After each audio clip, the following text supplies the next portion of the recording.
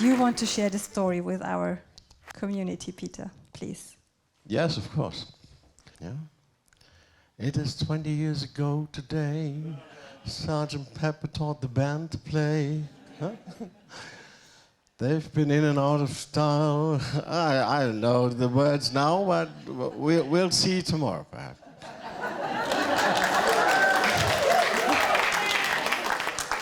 So actually, it's a bit more. Arithmetic says a bit more than 20 years, 21 years from now. I brought the program from 2002, yeah? First conference in Bristol, and it was February the 8th. And so I was so enthusiastic about the conferences, and I told everybody at home, and so at the next conference, which was again in Bristol, because you did it so well, and so you had to do it again. And I brought some colleagues, and one of them at the first evening came to me and said, "Peter, did you realize these people are so, they're interacting strangely, they're extremely friendly. Is this a sect?"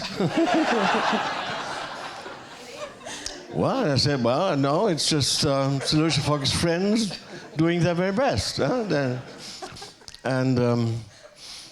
Well, these were my first experiences in SolWorld conferences, and it went on and went on and on. And at the first conference in Switzerland in 2005, I think, I brought my wife, Barbara, for the first time to a conference, and she became part of the family. And I remember so well, there's such a strong picture in me, because at the end of that wonderful conference, there was always a preview to the next conference, and the next would have been in Vienna. No? And we were all invited to waltz out of the room. And Barbara, she was a tall woman, and she had a partner which was a bit smaller. That was Insu. And Barbara and Insu waltzed out of this room, and I still have them in mind, and I think they will be waltzing in heaven now. Huh? That's something that's a strong picture for me now. I wanted to share. Yeah. Thank you so much, Peter, for sharing that.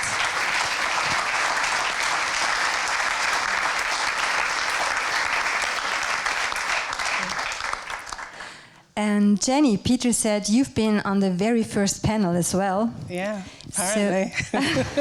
So thank you that you are here again. Yeah, I just wanted to say that we kind of suspected that people might arrive in the way that Peter just said he would. What's this going to be like? We don't know anybody. Is my English going to be good enough? And we were very consciously thinking about how can we make this easy for people coming to this strange land where actually friendliness doesn't come naturally to Brits. So we had to think about it. How do people, anyway, so we thought very carefully, and when I'm saying we, this was the Bristol Solutions Group. We were a group of 7 people. 3 of us are in the room now, me, Mark McCurgo, and Paul Z. Jackson.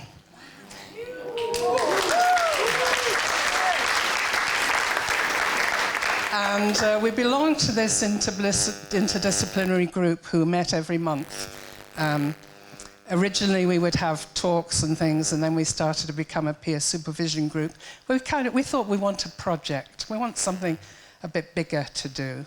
And there were a couple of precursors to this, and one was, again, in Vienna when the self-styled first systemic management conference took place. I say self-styled because there had been one a couple of decades previously.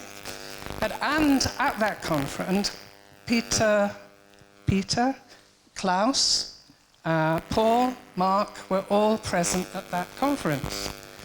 And I was just there for the social occasions. I'm quite good at them, you'll find that later. there were a few solution-focused people in the organizational world, and maybe it would be a good idea to have a conference. Go back to Bristol and say, we've met some other people. People might be interested in this. And then there was a final precursor, which was Paul and Mark's book.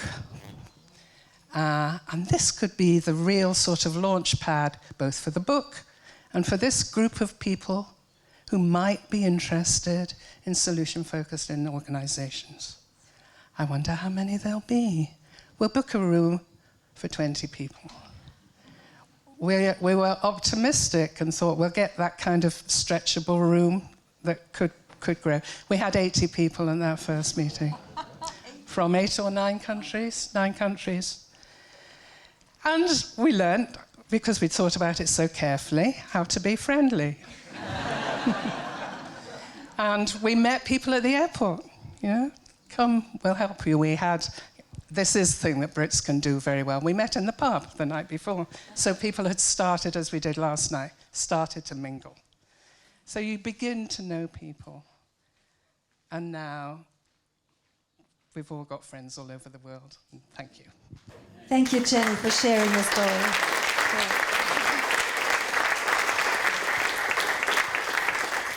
And Kati, when did you join the SolWorld community? Was it in 2002 already?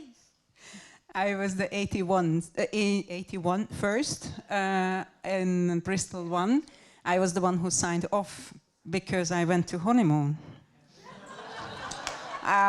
Well, so I joined the second, and this point of enter was very specific. They really thought about how to be friendly, and the point of enter to this community was Jenny that time. Arriving, and she was the one who welcomed the people. And I don't know how is your experience if you are a first-timer here. Is it okay to ask you, please stand up if you are a first time ever in a SolWorld event? Wow. Can we welcome them?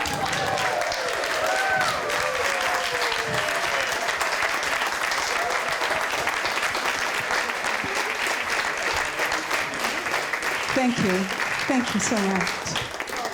So this kind of warmth contributes that you want to come again. So may I ask you if you came back, so you are more than just, so you are back to a SolWorld event. Can you please stand up?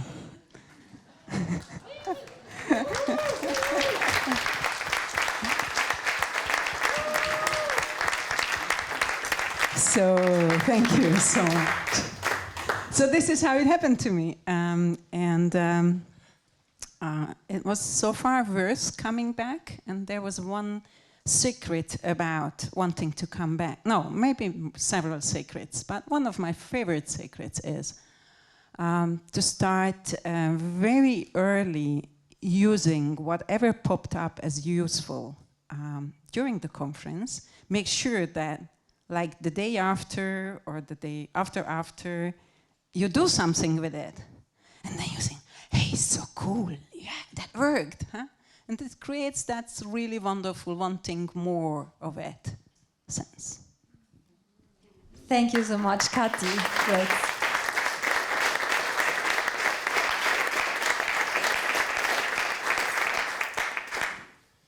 Not much different, no? Thank you so much. And Petra, when did you join the SolWorld community? Can you remember? I think it was the first conference here in Vienna. 2006, I think. Yes, I think it was 2006. And I went then to the next one and the next one, and I got so enthusiastic about it. And I thought, I want to bring this to Romania. This is the country where I decided to live.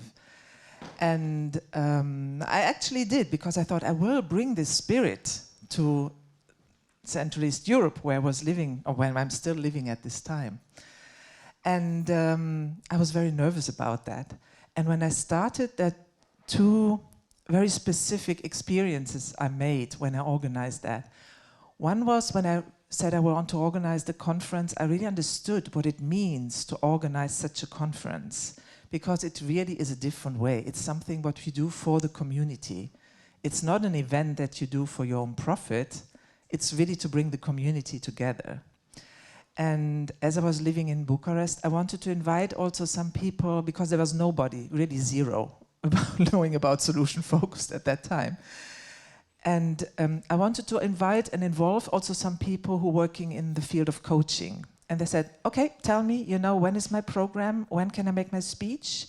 And, so that I can schedule that. I said, that's not how it works here, You're going to pay for the program, you pay a participant fee like everybody else. You're going to stay the whole time because this is a learning space, for giving and taking. And then we are very happy if you share your part.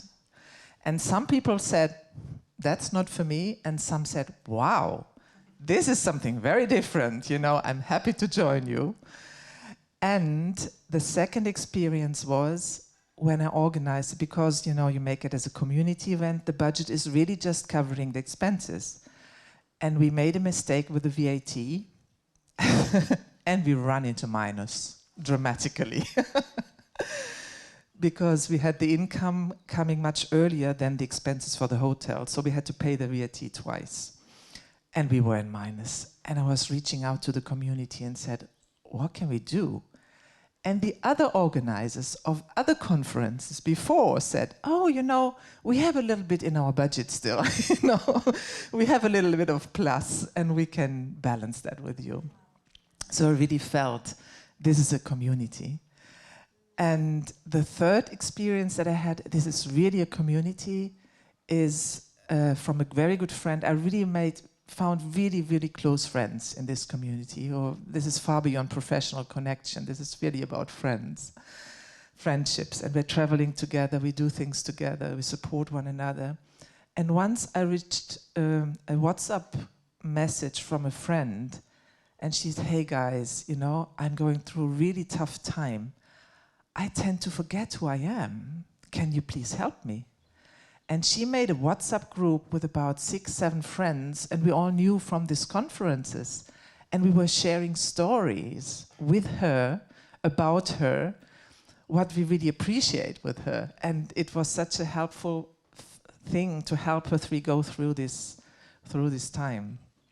So that's what means for me a community.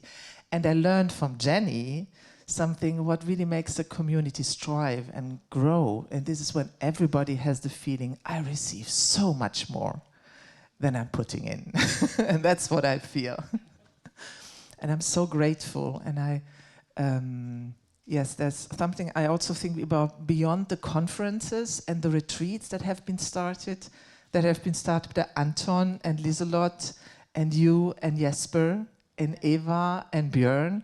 I think this also brought the community for me to a new level, because we have more than just 3 days. It was something really having a week together, only open space. And when we did the first one in Switzerland, somebody said, we had somebody who was organizing. I don't know, you had somebody there who was a young man who helped. Yes. And he came one day, to it and said, what are you guys taking here, This is a mixture of a conference and a wild house party, So we didn't take anything, I can assure you that. And I think what is a new level I would like also, I'm really, really grateful to, is that this SVO level that now came also, that really brings us together and helps there's John, I don't know where he's sitting here, and where's John? Yes, John Brooker and Annie. Where's Annie sitting? Yeah. Well, I really think especially what are you organizing now and how you keep the community ongoing. Also this umbrella, for me it is really an umbrella that helps bringing this together worldwide really, and sharing. And I just love it, what I see, what is developing there. And I know what are my strengths, what I can do, and I really admire what you are doing in this field. Thank you very much. Thank you so much, Petra. Thank you for sharing your story. Daniel has his own mic. Very good. Daniel, thank you for being here. When did you join the SolWorld community? Do you remember? God. Actually, I'm not sure anymore. Was it 2002 or 2003? Yeah. Bristol first time. And right at the moment, it's quite difficult for me kind of to sort all my thoughts and memories, because so many things happened during these days.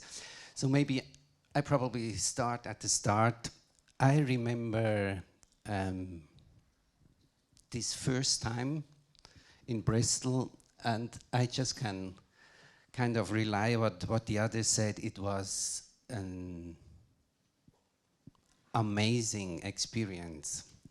I was attending a lot of conferences before, but never expected something like that, like starting at the pub before. And you were just there, and there were the presenters and the organizers and the participants, and we were just there drinking, having fun. And as a newbie, I felt like, oh, okay, they just kind of accept me as with what I have and what I am. And it was so interesting. Even the first evening after that pub evening, I was there with Peter, and I told him, hey, so interesting. I met already about 20, 25 people, and no one tried to sell me something. I didn't get any business cards. Nobody told me how good he or she is. This was not the topic at all, and I was kind of puzzled about that. And it went on the next day. I joined some workshops, and I remember it was Mark. After one workshop, we didn't know each other actually. He was kind of Solution Focus Pro already. And I remember we went out of the workshop room, and he said, hey, you are Daniel. What did you think about that workshop? And asked me some questions. And I said, what? He interested in what I think? I mean, what kind of a community is that? And this is kind of something that followed me in each and every conference, that it's about sharing, meeting people, admire each other, getting inspired by each other's, and that is totally good enough. And this was one part that went through my mind. Another part, on the memory line, I saw the pictures here, 2004. We went to Sweden with a whole group of Swiss SF practitioners, because we knew that in 2005 we wanted to organize the Soul Conference in Interlaken, in Switzerland. So we were there also for research, and we had our meetings in between. But what came to my mind is, it was the first time I saw Björn on the stage. And his story was about the golf balls into that jar, and filled the whole jar with golf balls, and then asking, is this jar full? And they said yes, and then he put some gravel stones, and then the sand, and at the end. So this story, and I thought, my goodness, what a clever guy. And then all these memories about how we worked together, how we kind of did some trainings together, and thinking of him, and unfortunately he passed away too early. This was another thing that came to my mind. Thank you, Daniel, for sharing. Good enough for the moment.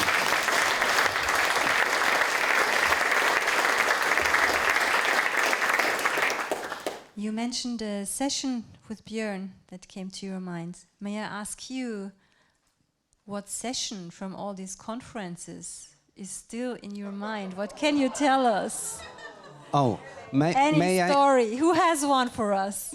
may I kind of expand the questions? Maybe just which moments? Because I realize, very good. sorry, I realize there are not so many sessions, but I have lots of moments that kind of were... That would have been the next question. Okay, good. okay, We can't take that before. Sorry. Daniel, that's totally okay. Thank you. Thank you for that. What moments do you have from, must not be from 2002, it can be from 2019 in Hungary or from any other of the conferences? I'll take the microphone because while I'm thinking of a moment, because Danny has just reminded me of not only the professional partnerships that have emerged out of all of this, but also the more personal partnerships that have emerged out of all of this. And I do remember a moment, or several moments, at, I think that was in Budapest, in one of the summer universities, as we called them in those days, where two of the 30 people in the room started to meet each other's eyes. And being somebody who notices such things, I thought, I hope they have fun. And those people are in the room at the moment.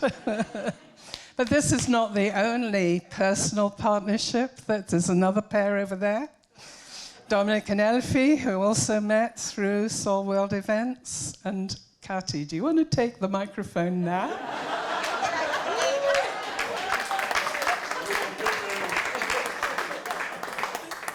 Oh, sorry. I was really thinking, how come I'm sitting here? And I came up with several good reasons, and that's maybe one of them. I realized that I missed one conference because of my first marriage honeymoon. I missed one because my second child came to the world just a week before, and I missed one where the children were very young and but school age. So it was Jesper who went to the conference. So maybe this is also a good reason I got this. And you mentioned the summer university, and this brings to my mind the diverse formats SolWorld ever brought up. So it's not just the conferences once a year in a year, Edinburgh, but also summer university, summer retreat from the group of 6 was already mentioned.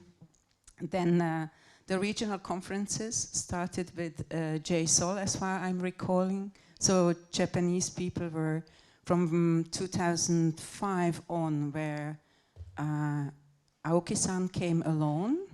He just decided, oh, next time I'm coming more than just one. To him it went very fast. To other people, it took some more years that they are back, not alone from their own country, and thank you for that. So the regional conferences, and I think can stop with the counting, but I don't know. So what other formats will emerge from this community? We've had 54 events, I think. 54 events, and thank you, Mark, because this is Mark who's always getting back to the organizers. Asking, hey, can you deliver me your material and names who did something? And this is something about this community I also love. You can't ask anyone to do something. Do a conference, please. But it always volunteering thing. And you recognize I'm the one who asked you to stand up. May I ask you all those to stand up for a moment, whoever were on an organizing teams for any SolWorld event.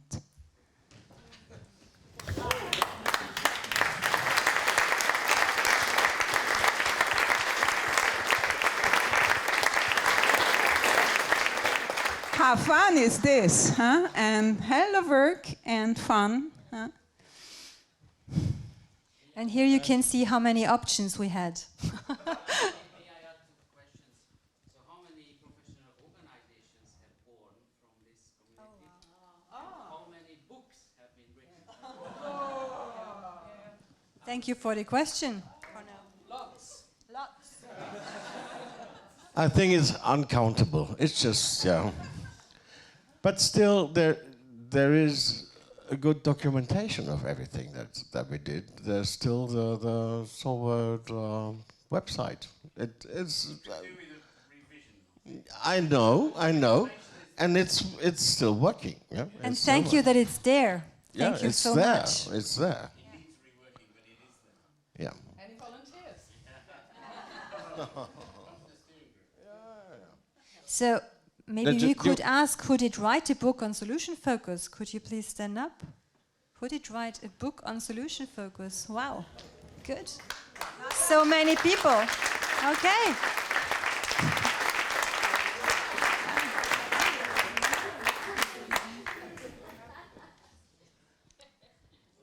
Okay. And can you ask who read the book?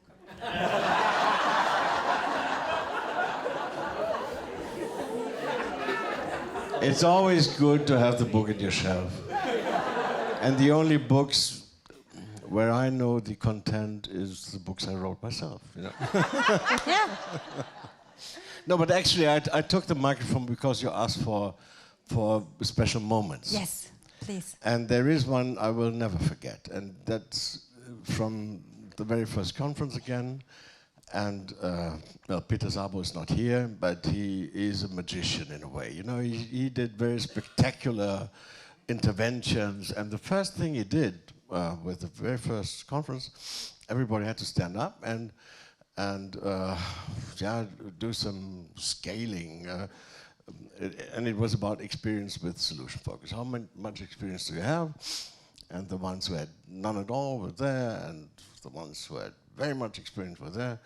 And then he did something like a polonaise, you know that? And so we met somewhere in between, and we had somebody who had a different experience from solution focus. And that was your study buddy for the conference. And I will never forget, I had somebody standing before me, and it was Carrie Glass. She's not here. A colleague from Australia. And we started to talk, and we very suddenly realized that I was the very first German person she was talking to, because she was not only far away from Australia, but she was married to a rabbi, a Jewish rabbi, and the family was devastated by the Holocaust, and Germans were, you know, very taboo. Everything German was to be, and so there was a German, and yeah, and she had to talk to me. And we became so close friends over all these years, and that's so heartwarming, you know, because she's still connected to me. She's again in Australia again.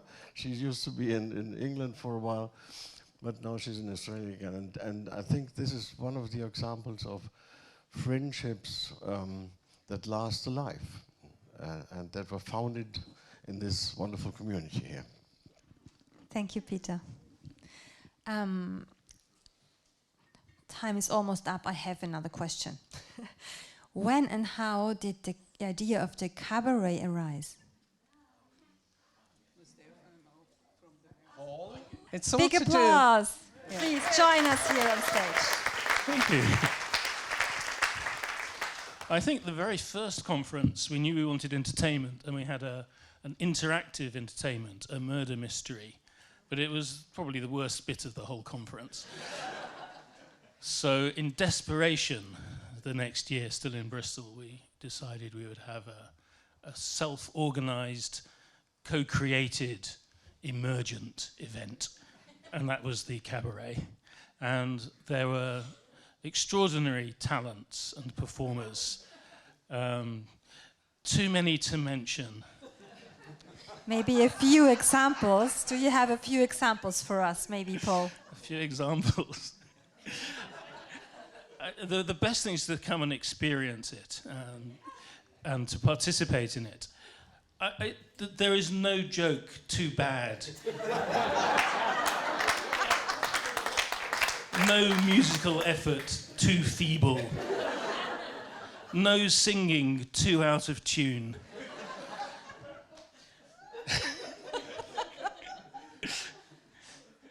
It makes Eurovision look professional.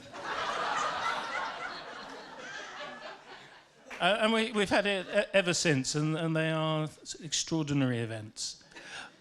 I also want to mention that another form that Solution Focus has been in has been SF24, which emerged during the pandemic as a way of connecting people online. And I know many of you have contributed to it and been part of it in various ways. And that's another instance of something that generated itself and works on completely non-profit basis, sharing, and has created, almost by accident, a video library, a repository of several dozen really amazing solution-focused talks, and that those have been brought to life every month by Julia here in SF watch parties, where people gather, watch 10 minutes of one of these videos and have a fresh discussion in the moment, in small groups and in the large group about that. So there are lots of ways that we're still reinventing what we're doing. Thank you so much for sharing, Paul.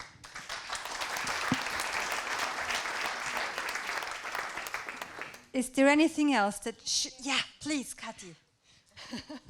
I'm thinking a lot and acting a lot with communities and on communities. And there is one aspect we didn't mention yet, which meant so much to me, is the times in between. We are talking about many events and how they come. And there was a time when I had a professional question, I just wrote to the SolWorld list.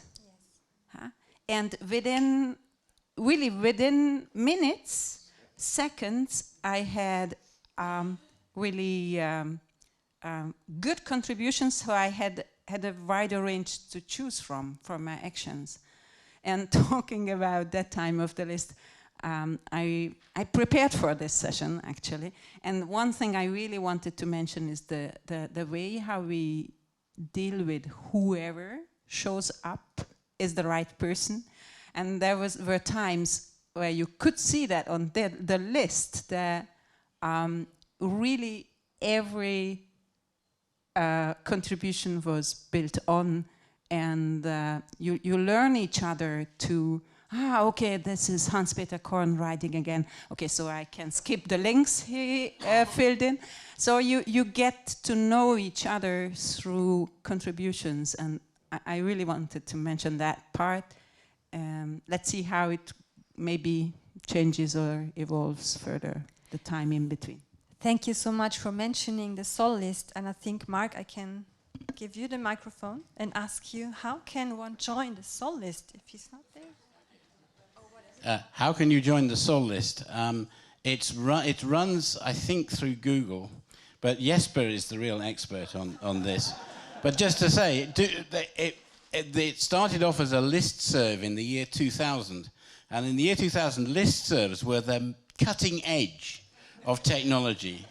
They're not anymore, but the list still works. And please use it, it's there. And I'm very proud to say that every single message to it is archived and is available to list members to search. So if you want, you can go back to February 2000 and see me saying, this is a test message to the list. And I think Paul and Jenny and I were the only members at that point. So it's all there, but do use it. It's a fantastic facility. Where's Jesper? Yeah, it just showed up. Sometimes it would have been difficult to go through the Google system to sign up for it. So tomorrow morning you will get a QR code on your screen here, and you can just make a simple sign up. Give me your email address, and I will do it manually, and make sure you're on it. Yeah.